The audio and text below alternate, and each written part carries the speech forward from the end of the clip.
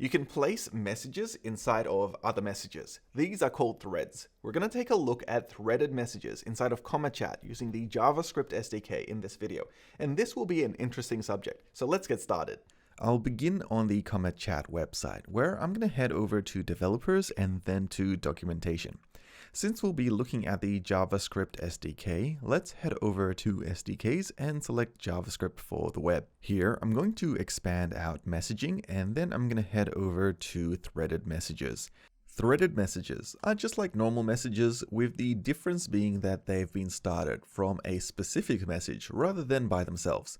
This means that there is a bit of a parent-child relationship, where a message can have a parent and a parent can have one or many children messages. Threaded messages can get more complex, where one parent might have multiple messages and one of those children messages might have its own parent-child relationship with more messages, and so on. This is the essence of how threading works. Inside of CometChat, we can create threaded messages for most message types. We can create them for text messages, media messages, and custom messages. In order to create a threaded message, we need to make sure that the variable for parent message ID is set. In order to set this, we need to use the method setParentMessageID. Let's have a look at how we can do this inside of VS Code. I'm going to continue on from our project from before, which you can view in previous videos or download from the description below. Here, we're going to start off by creating the parent message. This will be the message that will kick off the thread. It won't be threaded itself, but it will have the children messages below. So what we're going to do is pass in let parent message equal new space CometChat.textMessage. I'm going to pass in the UID of Adrian, which is the user ID. I'm going to pass in the message itself, which I'm just going to say parent message. And then I'm going to pass in the message type, which is CometChat.receiver_type.user. Now I can send this message. To send it, I'm going to pass in CometChat.sendMessage. Then I'm going to pass in the message itself, which currently is called parent message.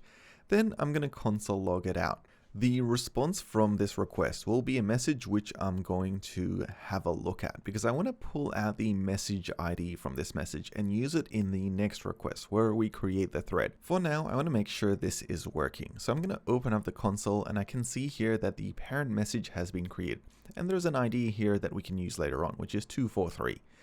Now that we know this message is being created, let's create some children messages underneath, which will be as part of the thread for this user conversation.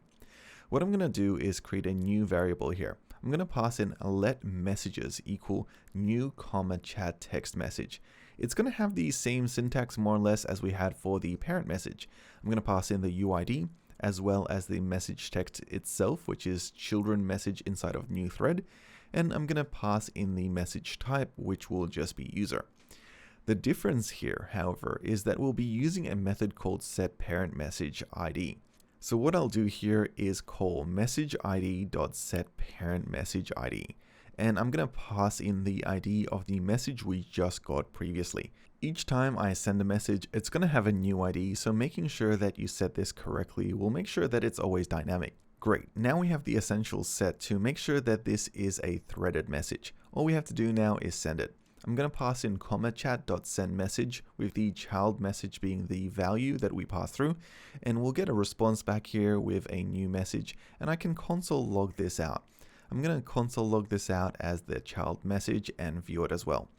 The only thing that I would recommend is not to reuse the same variables when you're creating scripts like this. So here, where I have message listed twice as a response for both the parent and the child, I'm going to relabel the child message to something more specific, such as child message reply or child message sent. Now that I've done this, I'll update the syntax, and we should be able to test this out inside of a Chrome debugging tool. So let's open up our example here, open up the console, and we can see both our parent as well as our child message. I've got the ID of 244 for the parent, and if we go to the child message, we can see that the parent message ID is also 244.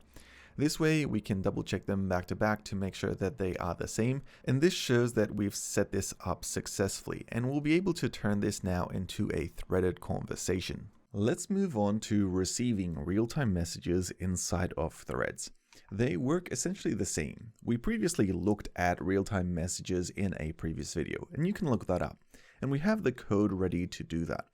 We use the message listener class along with the add message listener method in order to be able to pull out messages that are sent and then display them however we want in the UI. Let's see what this looks like inside of VS Code, where we previously had this commented out. We'll uncomment this, and if you want to see how to set this up, it was in the previous video. But we'll reuse the listener ID here, as well as the add listener that we used as a method. And here we're getting a text message, medium message, and custom message as a response when we're listening for active real-time messages. What we're going to add is an if script.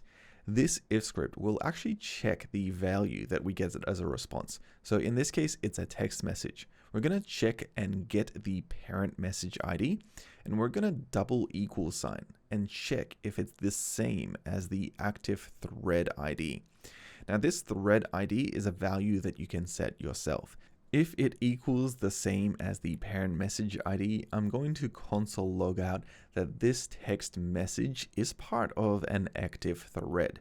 And this is essentially how it works. Of course, the active thread ID is the message ID of the parent, and the parent message is the one we set earlier when we had the value for parent message.